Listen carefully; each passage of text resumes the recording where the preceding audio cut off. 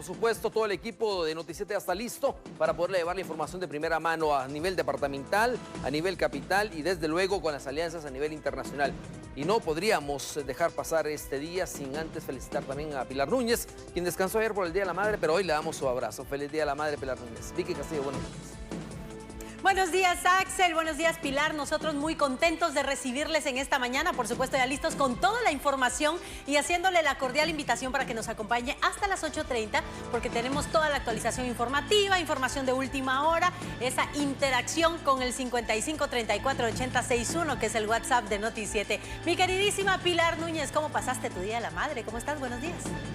Feliz Día de la Madre a todos, a todas. Axel, también gracias por ese cariño. Vicky, espero que tú también hayas pasado el Día de la Madre muy bien. Lo pasé súper bien, por supuesto, con la bendición de poder estar junto a mi hija en un día tan especial. Les abrazo a todos. Muchísimas gracias por todos sus mensajes llenos de cariño. Es un gusto saludarles una mañana más y llevarles la noticia. ¿Y qué le parece si nos vamos de inmediato para iniciar con pie derecho, como a usted le gusta, organizándose muy bien con el recorrido del tránsito vehicular?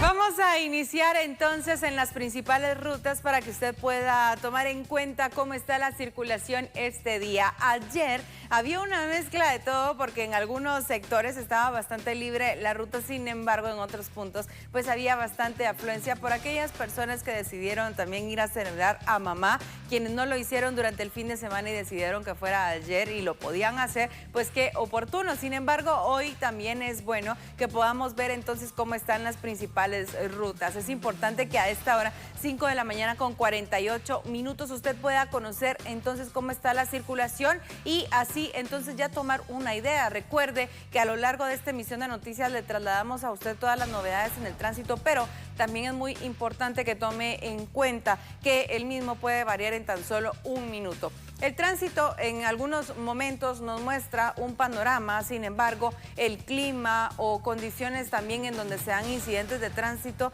pues también afectan mucho y es por esto que nosotros hacemos el monitoreo para llevarle a usted qué es lo que sucede, sobre todo de última hora y en aquellas rutas en donde usted pudiese circular esta mañana.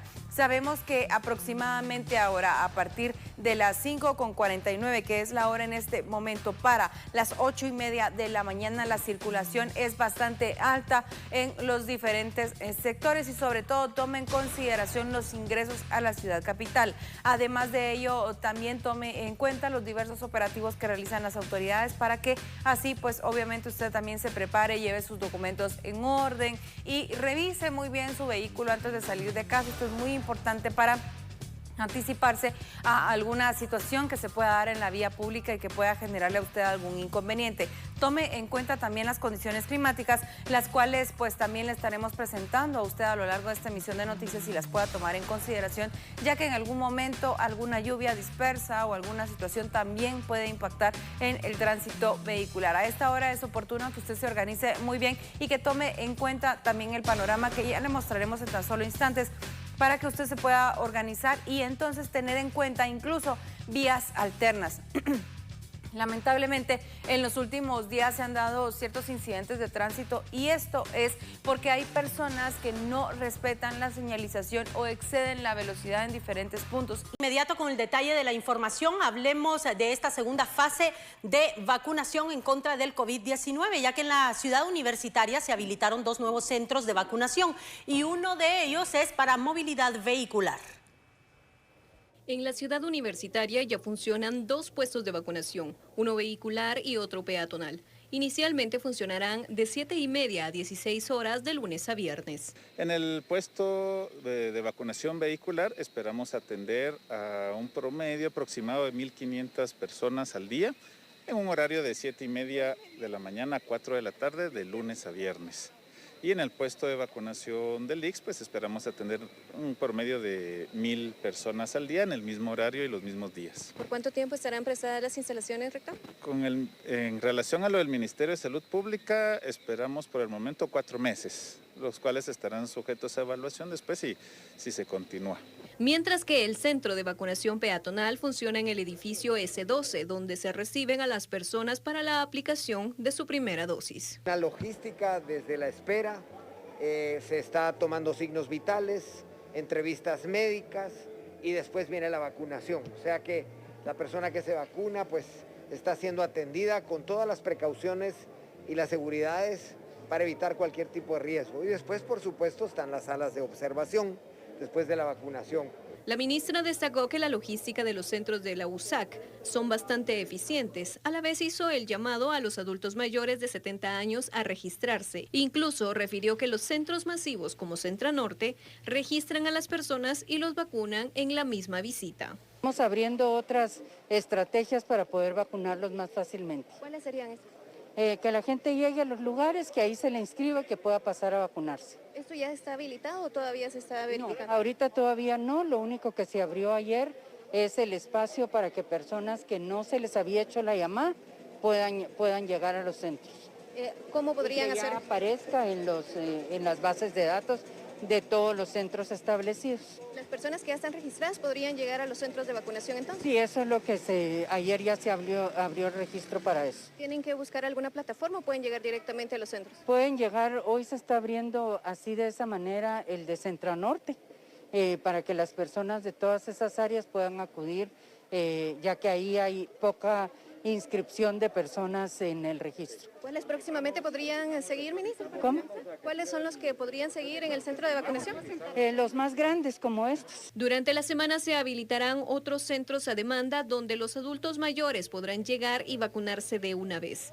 Por ahora, los que ya se registraron y no han sido llamados o notificados de su vacunación pueden acercarse al centro de vacunación más cercano para recibir su primera dosis. Y en otro tema es importante que usted se prepare para la temporada de lluvias, ya que gradualmente se está iniciando con la temporada de la misma y también de huracanes. El 9 de mayo ingresó la temporada de huracanes y se estableció la temporada de lluvias en el área de la meseta central. Según pronosticadores de INSIBUME, las lluvias se estarán registrando en horas de la tarde y noche. A partir del día jueves de esta semana, las lluvias ya se van a generalizar en el territorio nacional por esta semana únicamente. Ya después vamos a entrar otra vez gradualmente el ingreso de las lluvias, así como se los acabamos de explicar, hasta finales de mes ya en franja transversal del norte y Caribe. A finales de mayo, la temporada lluviosa se instalará en la franja transversal del norte y el Caribe. La primera semana de junio se establecerá al norte de Petén. El portavoz de INSIBUME también aclaró que la tormenta Andrés no tuvo consecuencia en Guatemala. Ayer se formó la tormenta tropical o depresión tropical E1 en la madrugada, ya en la tarde se declaró como tormenta tropical Andrés, pero esto ya estaba a 1.600 kilómetros de las costas guatemaltecas, ya en las costas de México. Esto no afectó ni afectará de ninguna forma al territorio nacional.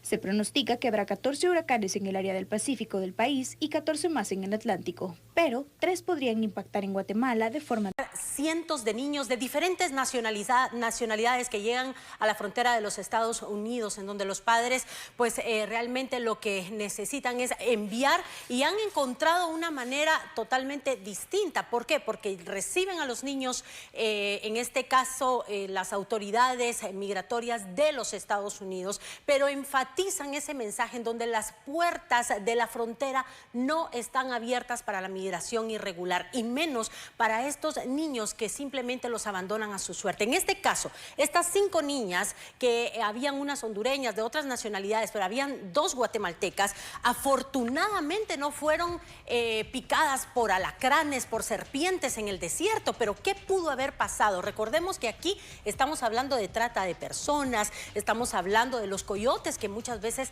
se aprovechan para alquilar, para vender a los niños, o los grupos narcotraficantes que los toman a los pequeños como le hemos denominado mulas para transportar drogas. Pues en este caso estamos hablando de esta información que de hecho el Ministerio de Relaciones Exteriores ha emitido un comunicado en donde brinda detalles al respecto y menciona literalmente lo siguiente: Guatemala brinda asistencia a niñas migrantes abandonadas en la ciudad de Eagle Pass, Texas, 2 de las menores son guatemaltecas, de 5 años y 11 meses. Pues la red consular de Guatemala en la frontera sur de los Estados Unidos brinda asistencia a 5 niñas que fueron abandonadas el 9 de mayo junto a otras 3 menores en las inmediaciones de Eagle Pass, Texas, de las cuales 2 de ellas son guatemaltecas y 3 hondureñas. Las niñas guatemaltecas identificadas como Ashley Mariana Sánchez Soto, de 5 años, y la bebé de 11 meses, identificada como Valeria Yamilet Sánchez Soto, fueron abandonadas por coyotes a orillas del Río Grande y rescatadas por agentes de la patrulla fronteriza estadounidense. Posteriormente a ello, fueron trasladadas a Uvalde, Texas, por cuestiones de seguridad, en donde reciben atención médica. La niña de 5 años presentaba fiebre, por lo que fue llevada al Memorial Uvalde Hospital, en donde se encuentra estable. Los consulados de Guatemala y del Río en McAllen, Texas, coordinan en conjunto las acciones para prestar todo el apoyo y la protección consular necesaria a las menores, realizando la respectiva documentación y dando total acompañamiento en su caso. El Ministerio de Relaciones Exteriores reitera su compromiso de asistencia y protección a la comunidad migrante y vuelve a hacer un llamado a los guatemaltecos para que no se dejen sorprender por mensajes equivocados que promueven la migración irregular. Las políticas migratorias de los Estados Unidos de América no han variado, por lo que las personas que intenten efectuar este peligroso viaje se exponen a expulsiones inmediatas, arriesgando su patrimonio, su salud y hasta su vida.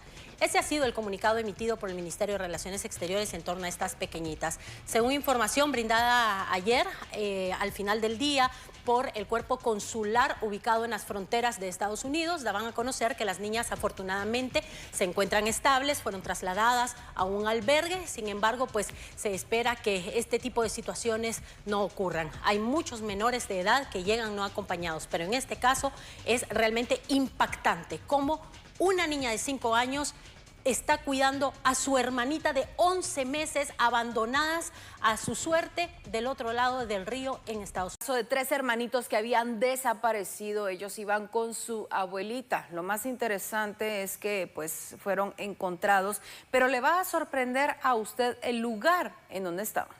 Tras varios días de angustia, 3 hermanos de 12, 10 y 7 años de edad que se encuentran desaparecidos desde el pasado martes 27 de abril fueron localizados precisamente este día en que se conmemora a nivel nacional e internacional el Día de la Madre. De acuerdo con la información de la madre de los niños, Noemi Caal, el día en que desaparecieron sus hijos aparentemente fueron a la tienda junto a su abuela materna y ya no regresaron. Los menores de apellido Chiquiej tenían alerta Alba Kenneth y aunado a ello, familiares y amigos habían realizado varias caminatas y campañas en búsqueda de los niños. Autoridades de Migración Mexicana le notificaron a Guatemala sobre la localización de los niños en la ciudad de San Luis Potosí, en el vecino país. Se gestiona el trámite correspondiente para retornar a los menores a su país natal y posteriormente, tras el protocolo establecido, ser entregados a su madre. Sin embargo, Dora Delfina Caal, abuela de los niños, solicitó asilo ante las autoridades mexicanas por un supuesto caso de maltrato de parte de su hija hacia sus nietos, pero vía telefónica la madre de los menores negó esos señalamientos e indicó que está dispuesta a viajar a México para aclarar la situación. También indicó que el padre de sus 2 hijos menores de 7 y 10 años, quien reside en Estados Unidos, le había amenazado con quitarle a los niños, por lo que el día de la desaparición de sus hijos junto a su madre sospecha que esta última se puso de acuerdo con él para llevar a cabo el plan.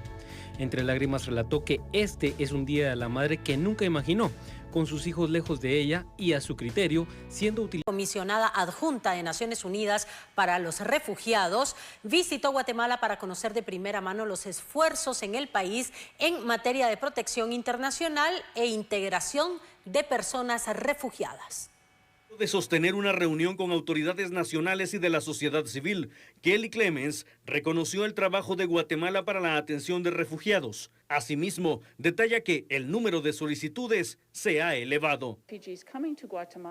Hay refugiados que vienen a Guatemala que están en necesidad de protección internacional y estamos viendo algunos de los sistemas que se han establecido para asegurar que estas solicitudes de asilo sean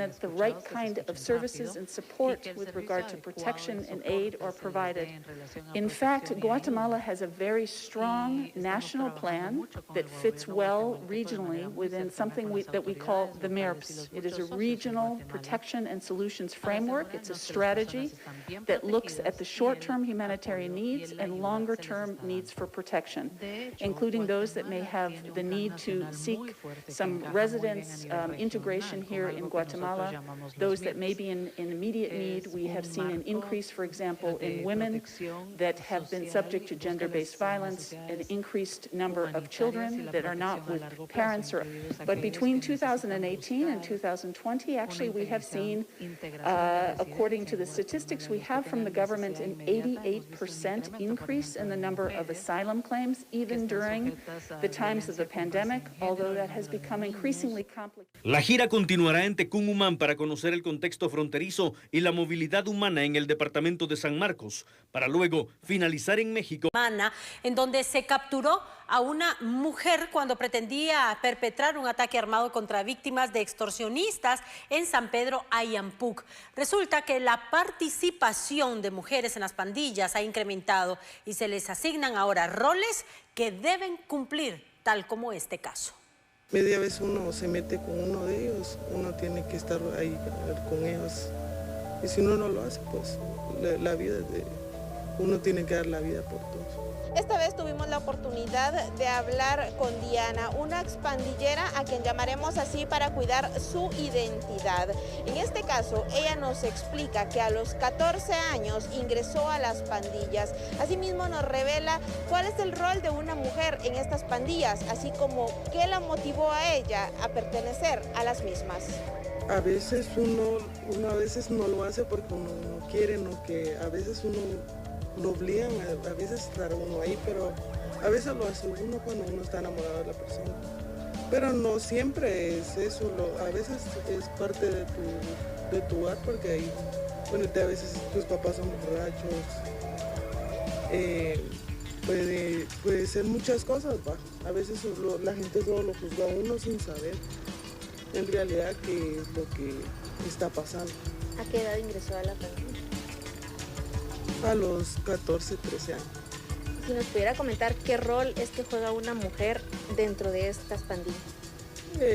Lo que pasa es que lo usan a uno para ir a pedir extorsión a las tiendas, a dar teléfonos, a amenazar a la gente. Ese rol es el que juega uno ahí. Y si uno a veces no lo quiere hacer, lo obligan a uno diciéndole que lo van a matar. ¿Y pueden obligarla también a cometer ya un asesinato si no se quiere dar esa extorsión por parte de las víctimas? Ah, sí, lo obligan a uno a hacer eso. Si uno no quiere, pues es uno el que arriesga su vida. Ahora esta joven ha reivindicado su vida, tiene un esposo y 3 hijos quienes le han ayudado a salir adelante. Pues tener a mi familia, porque uno estando ahí arriesga mucho a toda su familia. Tanto como uno, tanto como la familia que uno tiene, porque es con la parte que más lo amenazan a uno. Lo amenazan a uno que si uno no lo hace, van a matar a la familia de uno. Eso es lo que puede pasar. En lo que va del año, agentes de la Policía Nacional Civil han realizado la captura de más de 600 mujeres que han cometido delitos relacionados a pandillas. La mayoría de los casos se ha dado porque estas mujeres han llegado a cobrar la llamada extorsión. Se logra determinar que hay un grupo de mujeres, en este caso, hay un número de mujeres que han sido detenidas durante este año 2021 porque han cometido actos delictivos. Van específicamente situaciones relacionadas a temas de extorsión, porque han recibido el dinero de mano en mano, porque han llegado a cobrar el dinero a un comercio, porque han realizado llamadas extorsivas en algunos de los casos o han prestado sus cuentas bancarias. Pero también han sido ubicadas mujeres con armas de fuego que pretendían realizar un ataque armado, que estaban realizando un ataque armado o que realizaron un ataque armado también. Estamos hablando que han capturado los elementos de investigación criminal de la policía a mujeres que han participado en situaciones de sicariato y de extorsión. Autoridades señalan que en los últimos años se ha incrementado la participación de la mujer en las pandillas. Esto se da por dos razones. La primera es porque pertenecen a una de ellas y la segunda es por hacer un favor, ya que en estos casos podrían tener amigos, familiares, conocidos o bien hasta el esposo o el hijo, quienes pertenecen a alguna pandilla, y es por ello que se prestan a este tipo de favores. Martes y jueves consultándole al experto, el licenciado Talamonte, por supuesto que le aclara a usted sus dudas, sus preguntas y desde luego sus problemas. Así es, licenciado, ¿de qué vamos a estar conversando hoy?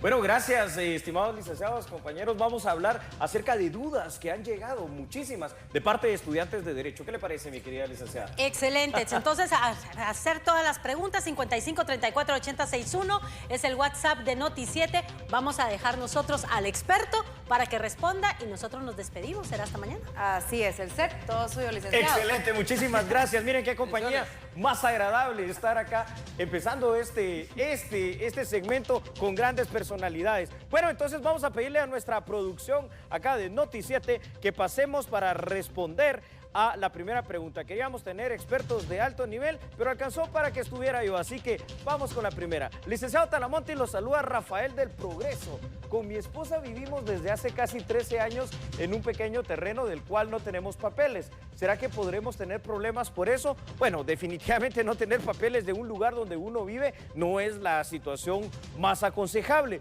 pero le voy a comentar lo siguiente. A ver, hay una institución del derecho civil que se llama usucapión. Estoy seguro que muchos de ustedes dirán, ¿y eso qué es? La usucapión consiste en lo siguiente, es precisamente el caso de ustedes. Viven en un sitio, no tienen los papeles del mismo, pero donde viven es público, es decir, la comunidad los conoce. Donde viven es un lugar que se los hayan dado, ustedes lo hayan ocupado de alguna manera o que por alguna razón están allí.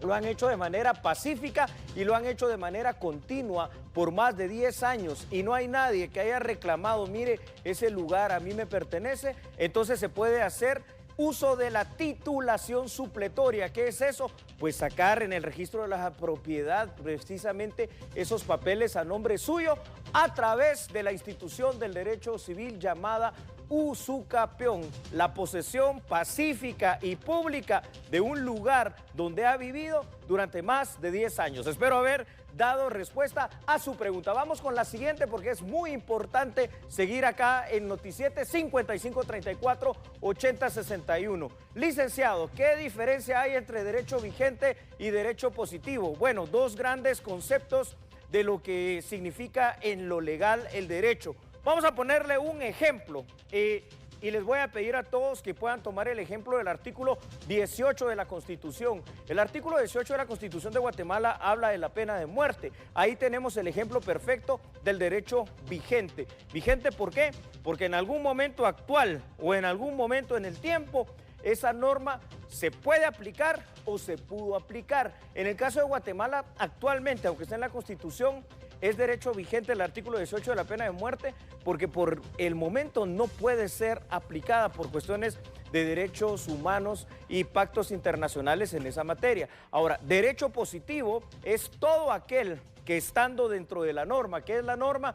Cualquiera de las leyes, cualquiera de los códigos, sí se puede aplicar en este tiempo y en este momento. Quiere decir que retomando el ejemplo del artículo 18 constitucional, es derecho vigente porque está en la Constitución, pero en este momento no es derecho positivo ya que no puede aplicarse esa pena. Cualquier otra norma, cualquier otra ley, cualquier otro artículo que en este instante pueda aplicarse es derecho vigente y es derecho positivo. 55 34 80 61, comprometidos con la noticia, pero comprometidos con sus preguntas. Buenos días, licenciado Talamonte, me llamo Sofía. Hola, Sofía. Quisiera saber más acerca del recurso de exhibición personal. ¡Wow! Aquí estamos hablando, Sofía, de una de las garantías constitucionales más, pero más importantes. ¿A qué nos referimos con el recurso de exhibición personal?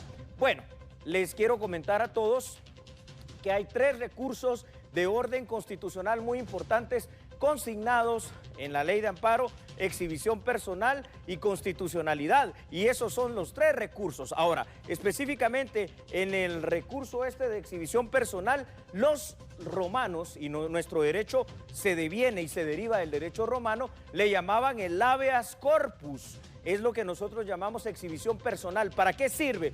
Primero, para determinar la legalidad o en todo caso ilegalidad de una detención. Muchas veces las personas pueden ser detenidas ilegalmente o estar retenidas de una manera no legal, pero muchas veces también lo que se pretende a través del recurso de exhibición personal es eso, exhibir a la persona para dar fe de que está bien, de que no está siendo amenazada y de que no está sufriendo vejámenes, malos tratos crueles, inhumanos, degradantes o torturas de alguna u otra manera. Entonces se utiliza el recurso de exhibición personal, el habeas corpus, para poder exhibir a la persona, para poder mostrar que no está sufriendo ningún daño en su integridad física. Eso no le quita que si tiene alguna responsabilidad penal, pues probablemente sí pueda estar detenido en una prisión de nuestro país. A eso se refiere. Entonces continuamos, 5534-8061. Recuerde, somos Noti7. Yo que usted ya estaría mandando mis preguntas o escribiendo las preguntas para el próximo día jueves, porque es importante que usted no se quede con duda de nada. Muy buenos días, me llamo Rubén. Hola Rubén, buenos días.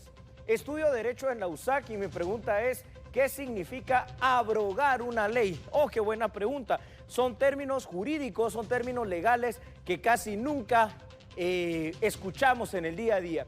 Cuando se deroga un artículo, que ese es otro término, es que ese artículo deja de estar en vigencia. Un artículo o varios artículos derogados. Pero cuando se abroga una ley es cuando se suprime completamente ese cuerpo legal, es decir, esa ley deja de estar vigente. En Guatemala generalmente se trata mucho de legislar por parte de los distintos legislaturas en el Congreso de la República, pero a veces, fíjense ustedes, sería necesario el poder abrogar, es decir, cancelar, anular leyes que están desfasadas. ¿Sabe usted, como una curiosidad jurídica, que hay una ley que todavía está vigente, que data de los principios del siglo XX, 1900, 1920, por allí, que todavía sanciona a las personas que su caballo defeca en las calles? Esa ley debería de ser abrogada completamente, porque ya quién anda en caballo en las calles. Entonces, abrogar es suprimir, cancelar de manera total y completa una ley. 5534-8061, nosotros somos Noti7, hoy sirviéndole a usted a través de preguntas de personas que las tienen o personas que son estudiantes de Derecho. Licenciado, yo quiero saber en qué parte de la ley dice que la Constitución es la ley más importante. Le quiero explicar a usted lo siguiente. A ver, número 1, esto es un principio, y el principio es primacía constitucional. Tiene que haber un orden, así como hay un orden, por ejemplo, en el ejército, generales, coroneles, tenientes coroneles, y bueno, viene todo lo demás. Así como hay un orden en la policía, que hay comisarios generales, comisarios, subcomisarios y todo lo demás, pues tiene que haber un orden hasta en la vida, ¿no? Donde está papá, mamá, que son quienes llevan la rienda del hogar, y luego vienen pues los hijos y hay un orden establecido. Lo mismo pasa con el tema de la Constitución. El principio de la primacía constitucional lo encontramos en el artículo 175 de la Constitución. Allí dice que, y así dice taxativamente, primacía constitucional, la Constitución está por sobre todas las leyes. Y cuando una ley, fíjense ustedes, altere lo que dice la Constitución, menoscabe algún derecho o quite alguna garantía, dice que esa ley va a ser nula ipso iure, o esa resolución, y eso significa que va a ser nula de pleno derecho, que no nace a la vida jurídica, porque por sobre todo, en primer lugar, la Constitución, para ustedes estudiantes de Derecho, es la pirámide de Kelsen, la CORI, arriba la C, que es la Constitución, abajo la O, de las leyes ordinarias, los decretos del Congreso, abajo la R, que son los reglamentos internos, y por último la I, que son las normas individualizadas. Vamos consultándole al experto, sigue avanzando, 5534-8061. Una de mis más grandes dudas es cuando un delito es culposo o doloso. Me llamo Jocelyn. Hola Jocelyn, mire qué interesante, delitos pueden ser culposos y dolosos, tiene usted razón. La culpa es cuando se hace algo, fíjese usted, por imprudencia, por negligencia o por impericia. ¿Cuál es, por ejemplo, un delito, un homicidio culposo? Cuando usted va manejando, está haciendo un acto permitido y por alguna imprudencia, un exceso de velocidad, termina atropellando a una persona y comete un homicidio culposo. Usted no quería, cuando se subió al carro a manejar, no quería matar a nadie, pero lo hizo. Es un delito, digamos, un tipo de homicidio un poquito menor, aunque tiene una responsabilidad penal importante, ¿no? 8 a 12 años de prisión no es poco, pero cuando se manifiesta el dolo, cuando hay un ánimo de querer hacer un daño y cuando hay circunstancias agravantes como la alevosía, como la ventaja, como la nocturnidad, como el despoblado, es decir, cuando ya se sabe específicamente a través de una planificación que usted quiere ejecutar a una persona y prepara todo un plan. El dolo entonces es una situación, digamos, casual, imprudencia, negligencia e impericia, mientras que la culpa es el ánimo de querer hacer un daño. El iter criminis bien, pero bien manifestado. 5534-8061. Me llamo Arturo, estoy en el primer semestre de Derecho y me gustaría saber qué diferencia hay entre homicidio y asesinato. Bueno, la diferencia es simplemente en cuanto a la concepción. En los dos se muere la persona, pero en el homicidio precisamente se manifiesta una situación de dar muerte a una persona, casi con lo que estamos hablando anteriormente. Muchas veces puede ser sin quererlo, haciendo algo permitido, manifestando lo que llamamos en derecho la culpa, es decir, la imprudencia, negligencia o impericia. Un homicidio en riña tumultuaria, alguien que muere atropellado, homicidio culposo. Mientras que en el asesinato es un homicidio con circunstancias agravantes que hacen que efectivamente haya una voluntad de querer quitar, una intención, muchísimas gracias, una intención de querer quitar la vida. Y por eso la pena en el homicidio va de los 25 a los 50 años, quiero decir, en el asesinato de los 25 a los 50 años de privación de libertad. La última pregunta voy a contestarla rápidamente, el tiempo nos ha avanzado, 5534-8061. Saludos, ¿cómo se hace para saber si una detención es legal? Artículo 6 de la Constitución, tiene que haber una orden de aprehensión y tienen que hacerle saber el motivo de su detención, si no, no es legal. Y la otra única forma es que sea una situación en la cual a usted lo capturan en flagrancia. ¿Qué es eso? Que usted esté haciendo el delito en ese momento, robándole a alguien. Una pregunta más, por favor, y vamos a ponerla en pantalla. ¿Es verdad que los centroamericanos pueden optar a la nacionalidad guatemalteca de origen? Sí, es verdad. Y váyase, por favor, a la Constitución. Artículo 144, nacionalidad de origen, todos los que nacimos en esta bella tierra llamada Guatemala.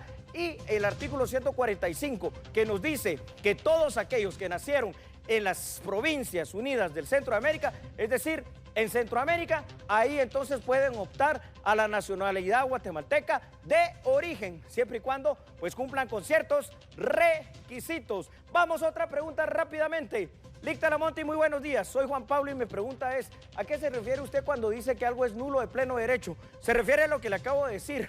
Cuando es contrario a la Constitución y cuando violenta los derechos humanos, dice el artículo 44 constitucional y dice también el artículo 175 de la Constitución que esa resolución judicial o esa resolución legal o ese artículo de alguna ley va a ser nulo de pleno derecho, no nace a la vida jurídica porque simple y sencillamente violenta la Constitución Política de la República de Guatemala y sus derechos humanos. Señoras y señores, para mí ha sido como siempre de verdad un alto honor y un placer estar acá en Noti7, comprometidos con la noticia, pero por sobre todo comprometidos con usted, consultándole al experto. Chao.